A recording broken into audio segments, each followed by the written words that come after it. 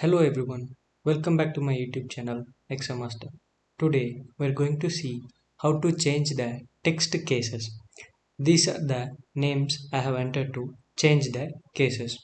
There are three cases: proper, lower and upper. In proper case, the text first alphabet will be capital and remaining as small. In lower, the total text will be in lowercase. In upper, the total text will be in uppercase.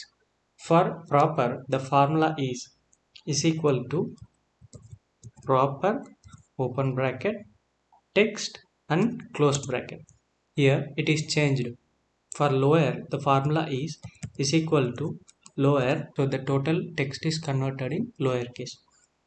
For upper is equal to upper and the text. Now the total text is in uppercase.